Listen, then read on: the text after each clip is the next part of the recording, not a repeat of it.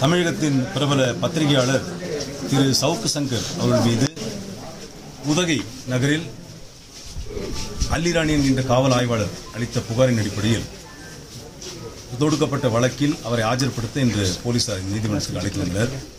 இந்த நீதிமன்றத்தில் ஆஜர்படுத்தி அவரை நீதிபதி அவர்கள் 12/8 வரை 15 நாட்கள் காவலில் வைத்து உத்தரவிட்டார்.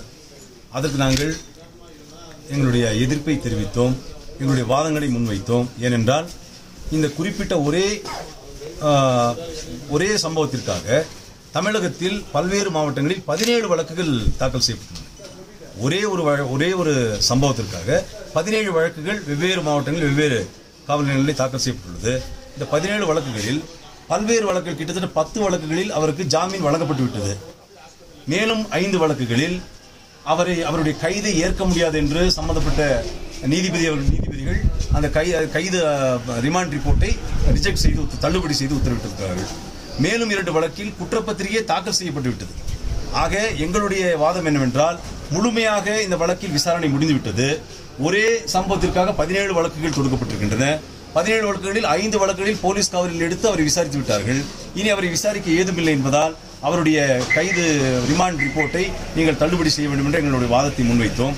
ஆனால் காவல்துறை தரப்பில் ஒரே குற்றமாக ஒரே சம்பவமாக இருந்தாலும் இது தனியான வழக்கு என்பதால் அவரிடம் நாங்கள் ஆதாரங்களை சேகரிக்க வேண்டியிருக்கிறது, அவரை மீண்டும் நாங்கள் விசாரணை செய்ய வேண்டியிருக்கிறது.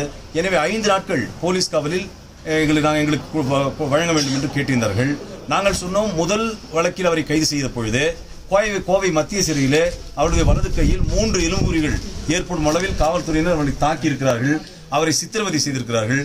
எனவே 5 நாட்கள் போலீஸ் காவலில் அவருக்கு வழங்கினால் மீண்டும் அவர் உயிருக்கும் உடலுக்கும் அச்சுறுத்தல் ஏற்படும், மன ரீதியாக அவர் துன்புறுத்தப்படுவதற்கு வாய்ப்புகள் இருக்கிறது என்று நாங்கள் வாதிட்டோம். ஆனால் காவல்துறை தரப்பில் அவ்வாறு நாங்கள் செய்ய மாட்டோம், அவருக்கு உடல் ரீதியாகவோ மன ரீதியாகவோ எந்த ஒரு வேதனையும் நாங்கள் ஏற்படுத்த மாட்டோம், மேலும் அவருக்கு தகுந்த நேரத்தில் உணவு மற்றும் மருத்துவ பரிசோதனை அவர் என்ன வசதிகள் கேட்கிறார்களோ அதையெல்லாம் நாங்கள் வழங்குவோம் என்று உறுதியளித்து நீதிமன்றத்திலே அவர்கள் உறுதியளித்திருக்கிறார்கள். ஆனாலும் நாங்கள் வழக்கறிஞர்கள் நாங்கள் தினம் 4 மணி நேரத்துக்கு ஒரு முறை அவரை சந்திப்பதற்கு எங்களுக்கு 1 மணி நேரம் வாய்ப்பு வழங்க வேண்டும் என்று சொன்னோம்.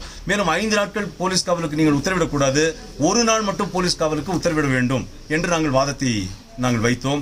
எங்கள் வாதத்தை ஏற்றுக்கொண்ட மாண்புமிகு குற்றவியல் நீதித்துறை நடுவர் அவர்கள் 24 மணி நேரம், அது இன்றிலிருந்து நாளை மாலை 5 மணி வரை 1 நாள் போலீஸ் காவலுக்கு உத்தரவிட்டிருக்கிறார். இந்த 1 நாள் போலீஸ் காவலில் 4 மணி நேரத்திற்கு ஒரு முறை வழக்கறிஞர்கள் 1 மணி நேரம் நாங்கள் அவரை சந்தித்து பேசுவதற்கும் எங்களுக்கு நீதிமன்றம் உத்தரவை அளித்திருக்கிறது. இந்த வழக்கு 17 வழக்குகளைப் போல இதுவும் ஒரு பொய் வழக்கு. இது நீதிமன்றத்திற்கு விசாரணைக்கு வரும்பொழுது இதை நாங்கள் முறையான முறையில் நாங்கள் எதிர்கொள்வோம். இந்த வழக்கிலும் அவர் விடுதலை ஆவார் என்கின்ற நம்பிக்கை இருக்கிறது. மேலும் மாண்புமிகு உச்சநீதிமன்றம் அவருக்கு இடைக்கால ஜாமீன் வழங்கி உத்தரவிட்ட பிறகும் கூட